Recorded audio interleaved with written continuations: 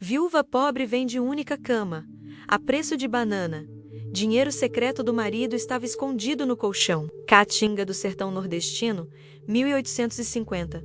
O sol impiedoso rachava a terra seca, como vidro quebrado. Naquela vastidão de espinhos e silêncio, onde até os urubus voavam baixo procurando sombra, vivia Maria das Dores. Uma viúva de 32 anos que parecia carregar 60 no rosto marcado pela fome e pelo luto. Seu marido, João Tibúrcio, homem trabalhador e honrado, havia morrido há 6 meses de uma febre maligna que varreu o povoado como praga bíblica. Deixou para trás 3 filhos pequenos, Antônio de 9 anos, o Ana de 7 e o pequeno Francisco de apenas 4, e uma dívida de esperança impossível de pagar. A casa de taipa, onde viviam, era uma ferida aberta, no meio do nada. As paredes rachadas deixavam entrar o vento quente, que trazia poeira e desespero. O teto de palha podre gotejava nos dias de chuva rara, e o chão de barro batido era frio como túmulo nas madrugadas sem cobertor. Maria vendera tudo o que tinha para enterrar o marido com dignidade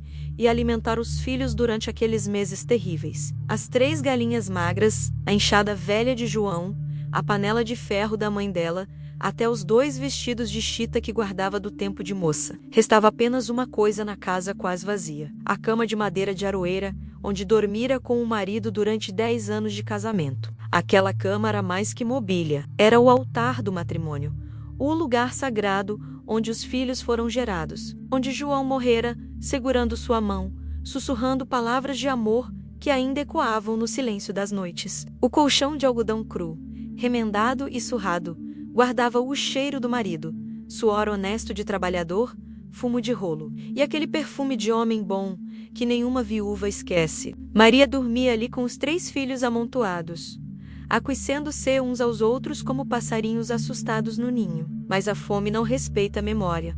A fome não tem coração. Fazia 3 dias que não comiam nada além de pirão ralo, feito com as últimas colheres de farinha misturadas em água salgada. Antônio, o mais velho, já não tinha forças para brincar. Sentava-se no batente da porta com os olhos fundos, olhando o horizonte como quem espera a morte chegar devagar. Joana chorava baixinho à noite, a barriga roncando de vazio, perguntando à mãe quando o pai voltaria para trazer comida. E o pequeno Francisco nem chorava mais. Apenas olhava para Maria com aqueles olhos enormes e tristes que pareciam acusar. Por que a senhora me trouxe para este mundo de sofrimento? Maria das Dores passava as noites acordada, rezando a santa das causas impossíveis, ajoelhada no chão duro, as mãos calejadas entrelaçadas com desespero. Meu Deus, por que me abandonastes? Leva a mim, mas poupa meus filhos. Mas Deus parecia surdo. O céu continuava azul e vazio, sem uma nuvem de misericórdia. E então, naquela madrugada terrível do 7º dia de fome total, Maria tomou a decisão que partiria seu coração.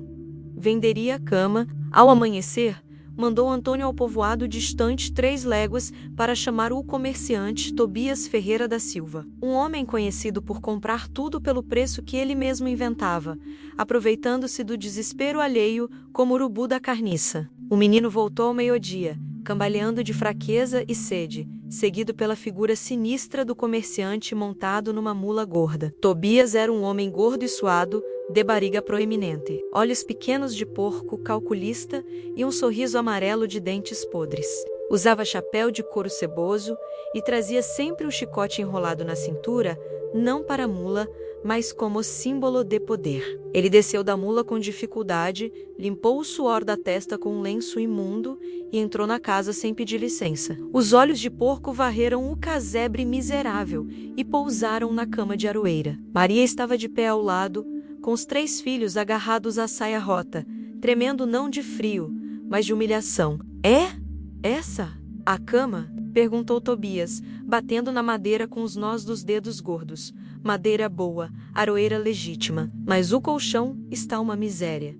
Ele riu, uma risada baixa e cruel. Quanto a senhora quer por essa porcaria? Maria engoliu o choro que subia pela garganta. Seu Tobias, essa cama foi onde meu marido morreu. É tudo que tenho. Meus filhos estão morrendo de fome. O senhor é homem cristão. Tobias cuspiu no chão de barro. Bom coração não enche barriga. Essa cama não vale nem 2.000 réis. Mas vou dar 3.000 réis. É pegar ou largar? R$ 3.000, o preço de uma semana de farinha.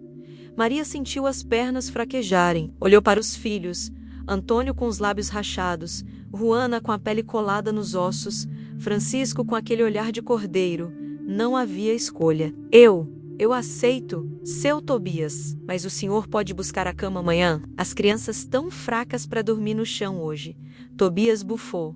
Não, senhora. Vou buscar agora. E vou descontar R$ 500 pelo mofo. 2.500, final. Maria não tinha mais lágrimas. Viu Tobias contar as moedas sujas, notas encardidas e cobre tilintando como sino de funeral. Pegou o dinheiro com mãos trêmulas e o guardou no bolso do vestido roto. 1 hora depois, 2 homens chegaram. Arrancaram o colchão da cama, onde as crianças ainda estavam, e jogaram-nas no chão como sacos de farinha. Antônio segurou os irmãos. Os homens desmontaram a cama com golpes secos, carregaram as peças e saíram sem olhar para trás. Tobias montou na mula. Prazer fazer negócio, Maria. Se tiver mais alguma coisa para vender, me chama. E partiu rindo, levando a cama como troféu. Maria das Dores caiu de joelhos, no chão vazio onde estivera a cama por 10 anos. Os filhos se agarraram a ela, chorando juntos. Ela os abraçou e sussurrou: Perdão, João. Perdão por vender nossa cama, mas eu tinha que salvar nossos filhos.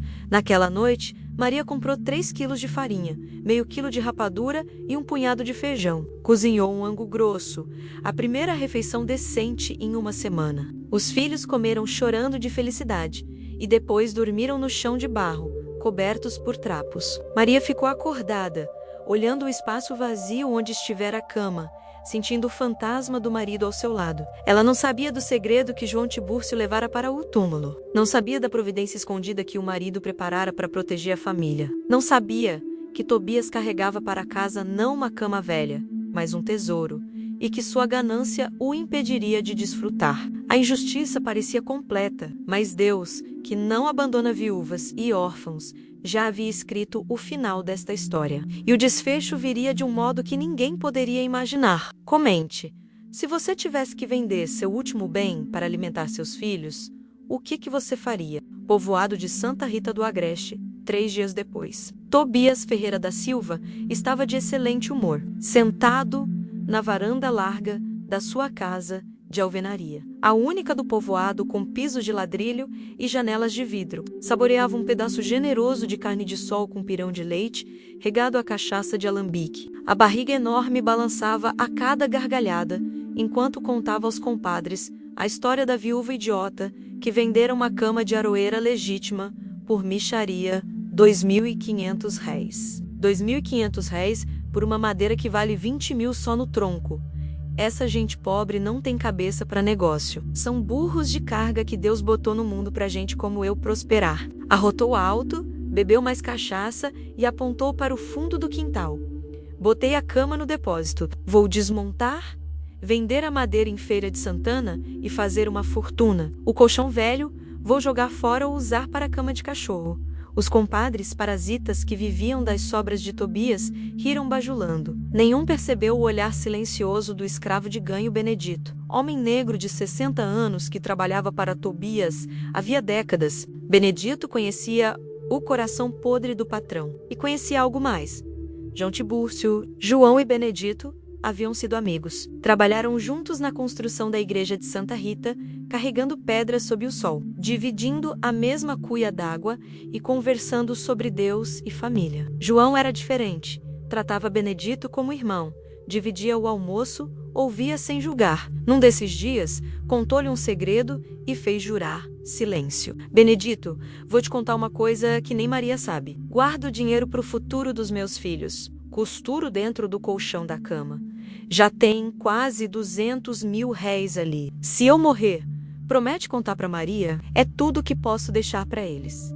Benedito jurara. Mas João morrera de febre, e no caos do luto, ele não conseguira falar com Maria, que sumira com os filhos. Até agora, até ouvir Tobias vangloriar-se de ter comprado a cama de João por preço de banana. Naquela noite, enquanto Tobias roncava bêbado na rede, Benedito foi ao depósito. A lua cheia iluminava o quintal. Lá estava a cama desmontada, e no canto, o colchão de algodão cru. Benedito ajoelhou-se, apalpou o colchão e sentiu volumes duros escondidos no enchimento. O segredo ainda estava ali, intacto. Mas Benedito era escravo. Não podia simplesmente devolver o colchão.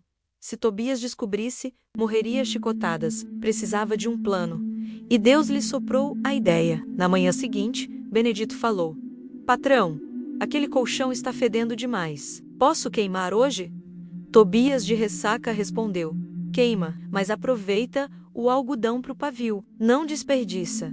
Sim, senhor. Benedito levou o colchão, saiu pelos fundos e caminhou 3 léguas até a casa de Maria das Dores. Chegou ao meio-dia suado, mas em paz. Maria costurava no batente quando o viu. Dona Maria, sou Benedito, amigo do João. Esse colchão é meu como? João me contou um segredo. Costurou o dinheiro aqui dentro, quase 200 mil réis. Maria ficou paralisada. As pernas fraquejaram e ela caiu sentada. Benedito rasgou a parte de baixo do colchão. O algodão saiu em tufos. Surgiram os saquinhos de pano. Ao abrir o primeiro, moedas de ouro e prata caíram, reluzentes. Maria soltou um grito que ecoou pelo sertão, dor, alegria e gratidão misturadas. Os filhos correram e ficaram imóveis diante do milagre. Benedito abriu os 23 saquinhos. Contaram: 193.450 réis, fortuna suficiente para mudar uma vida. João, homem pobre e analfabeto, construíram um império de amor dentro de um colchão. Maria mandou chamar o padre, que benzeu o dinheiro e rezou por João. Ela insistiu em dar metade a Benedito, mas ele recusou. É destino dos filhos dele. Ainda assim, Maria deu-lhe 5.000 réis e fez dele padrinho de Francisco. Benedito aceitou chorando. A notícia correu o sertão e chegou a Tobias. Ao saber que o colchão continha quase 200 mil réis, teve um ataque, caiu da rede, paralisado, babando. Ficou meses acamado. Os compadres sumiram. A mulher o abandonou. Os filhos brigaram pela herança. Morreu 6 meses depois, sozinho e odiado, enterrado sem cruz nem reza. Maria usou o dinheiro com sabedoria. Comprou casa, cabras, galinhas, sementes, matriculou os filhos na escola. Antônio virou professor. Juana casou-se e teve filhos. Francisco tornou-se tropeiro respeitado. Maria viveu até os 78 anos, fiel à memória de João.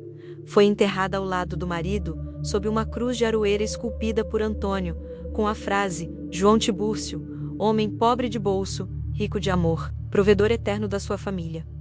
A história da viúva e do colchão secreto virou lenda no sertão, repetindo a lição: a ganância cega e destrói.